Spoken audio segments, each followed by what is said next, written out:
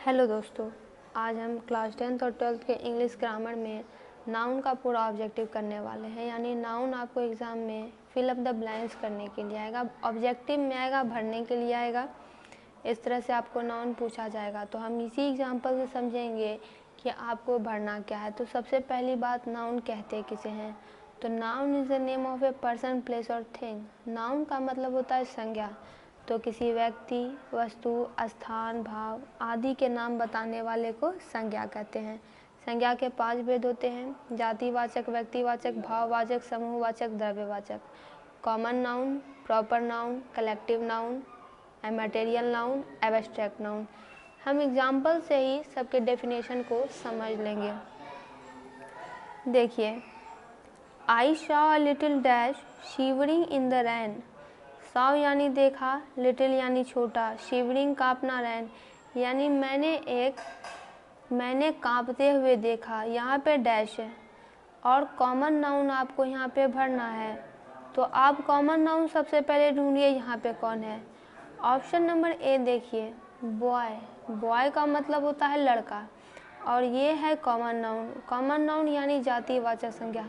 जब हम लड़का बोलते हैं तो इससे जितनी भी लड़के जितने भी आ गए सारे इसमें आ गए।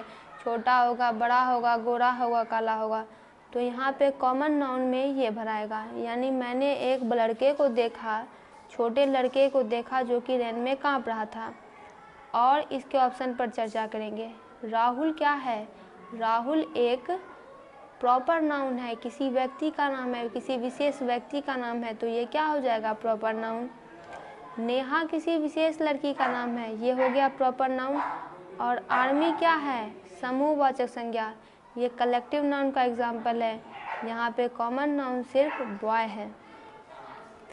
आई abstract my deep dash at his mother death. Expressed यानी व्यक्त किया, डीप गहरा यानी उसकी माँ की मृत्यु पर मैंने डीप क्या एक्सप्रेस किया। आपको भरना है एब्स्ट्रैक्ट नाउन से। एब्स्ट्रैक्ट यानी भाववाचक संज्ञा, यानी जिसे महसूस किया जा सकता है, छू कर नहीं देखा जा सकता है। तो जब किसी की माँ की मृत्यु हो जाएगी तो जो भी लोग वहाँ पे जाएंगे वो कैसा एक्सप्रेशन शो करेंगे? दुख का एक्सप्रेशन ही शो करेंगे। तो सॉरो यहाँ पे हो जाएगा, दुख यहाँ पे हो जाएगा। यानी उसकी माँ की मृत्यु पर मैंने दुख भरी भावना व्यक्त की। एंगर नहीं होगा क्योंकि उसे गुस्सा क्यों आएगा।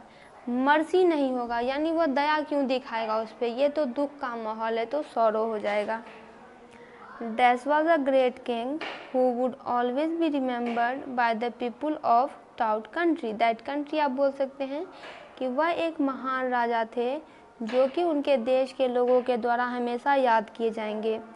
भरना किससे है? तो प्रॉपर नाउन से, यानी किसी विशेष व्यक्ति के नाम से इसे भरना है। तो सीता, सीता तो यहाँ पे पहला लड़की का नाम हो गया और सीता देश में कोई या फिर नोन कोई किंग थी नहीं। फिर है अकबर। अकबर किंग थे। अकबर ये व्यक्ति का नाम है, मुगल सम्राट थे और ये प्रॉपर नाउन है। राजपूत नहीं होगा क्योंकि देखिए राजपूत यहाँ पे कहा जा रहा है। तो राजपूत अगर किसी राजा का नाम लिया जाता तब हम यहाँ पे सोच सकते थे, लेकिन राजपूत है यानी राजपूत के जितने भी लोग हैं वो तो सारे आ गए। राजपूत नाम सबको नोटिफाई कर रहा है, जितने भी राजपूत हो गए देश में सारे आ जाते हैं इसमें। और सोल्जर, सोल्जर का मतलब होता है सैनिक। तो ये तो हो गया कॉमन नाउन, यानी जितने भी प्रकार के सैनिक है, जो भी सैनिक है वो सारे इसमें आ जाएंगे। इसलिए प्रॉपर नाउन यहाँ पे अकबर होगा। अ dash of players was cheering on the playground. Player यानी खिलाड़ी, और जब भी हम खिलाड़ी की बात करते हैं तो किस कलेक्टिव नाउन का यूज़ होता है? तो टीम का यूज़ होता है। टीम में कितने लोग होते हैं प्लेयर्स के? 7, 8, 11। क्रिकेट टीम में 11 होते हैं, कबड्डी में भी 8, 10 ऐसे करके होते हैं।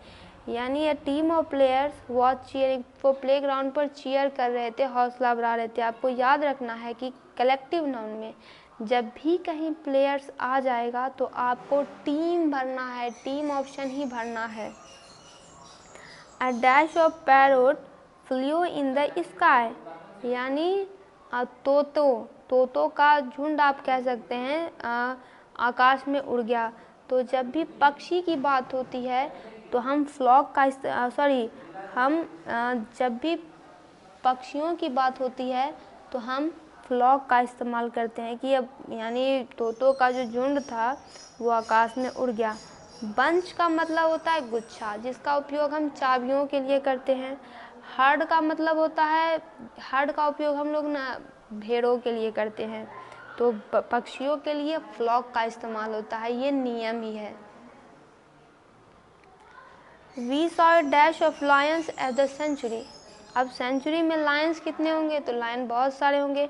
और जब जानवरों की बात होती है तो हम लायंस में खास करके प्राइड का इस्तेमाल करते हैं। प्राइड, ये सारे क्या हो रहे हैं, कलेक्टिव नाउन हो रहे हैं। देखिए यहाँ पे फ्लॉक का इस्तेमाल पक्षियों के लिए करते हैं, प्राइड का इस्तेमाल लायंस के लिए करते हैं। He has a fantastic dash of coin and stamp. तो यहाँ पे हो जाएगा कलेक्शन।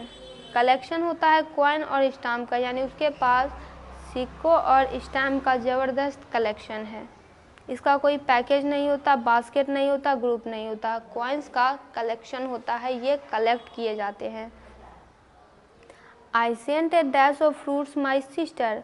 तो फल, उसने उसे फल भेजे, तो क्या हुआ, बास्केट, टोकरी भर के फल भेजे।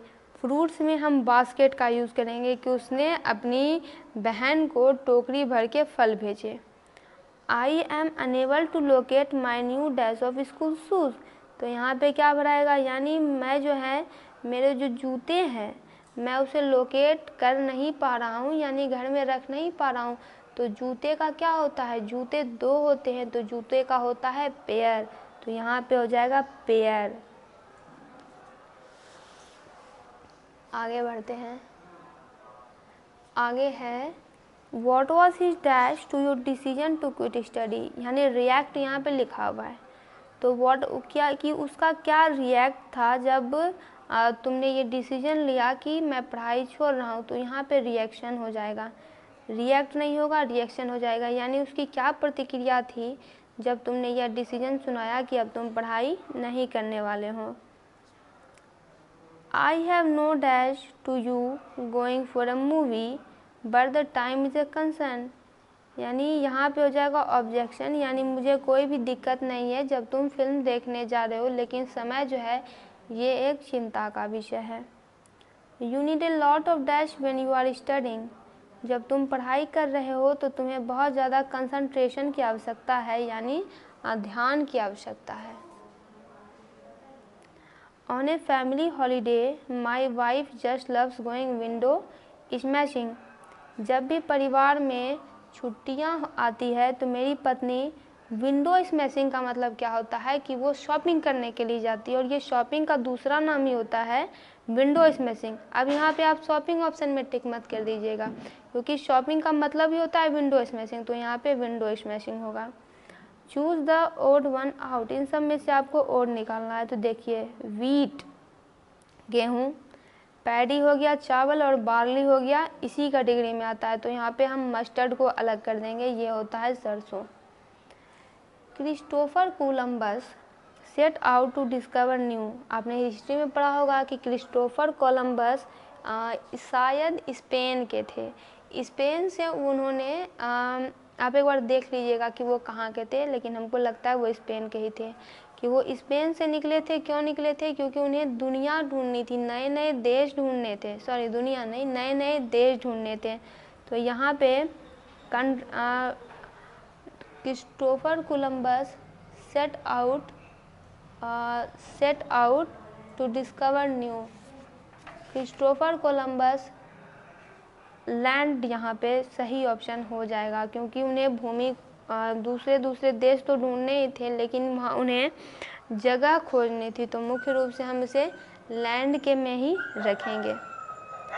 We believe in immortality of the, immortality का मतलब होता है अमरता, तो अमर कौन होता है, तो सोल होता है, सोल यानी आत्मा।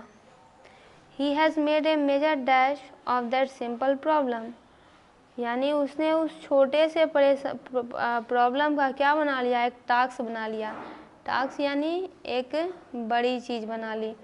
जॉब यहाँ पे नहीं होगा, जॉब का मतलब नौकरी होता है, प्रोजेक्ट का मतलब तो एक काम होता है, तो टास्क उसने बना लिया, छोटे सी चीज़ का उसने एक बड़ा चीज़ बना लिया। Bring me dash of water, तो यहाँ पे अ ग्लास ऑफ वाटर होगा कि मेरे लिए एक गिलास पानी लाओ। सम ग्लास नहीं होगा क्योंकि ग्लास में सम लगेगा नहीं। अ पीस ऑफ ग्लास में पानी आएगा कैसे, ऑल ग्लास होगा नहीं। ग्लास में जब भी लगेगा तो ए ही लगेगा, सम नहीं लगेगा। कुछ ग्लास में आखिर पानी कैसे लाया जा सकता है। I am looking for dash for the Windows, यानी विंडोज़ के लिए मैं कुछ ग्लास को देख रहा हूँ, क्योंकि जब आप विंडो के लिए, अपनी खिड़की के लिए ग्लास देखने के लिए जाएंगे तो आप अलग अलग वैरायटी के ग्लास ढूंढेंगे। एक ग्लास तो ढूंढेंगे नहीं तो एक कट जाएगा। मैनी भी नहीं ढूंढेंगे, सम ग्लासेस तो होगा ही नहीं, क्योंकि जब सम लग गया तो ग्लास ही लगेगा। ई एस किस लिए लगेगा, यानी कुछ ग्लासों को ढूंढ रहे हैं, तो some glass is the correct option.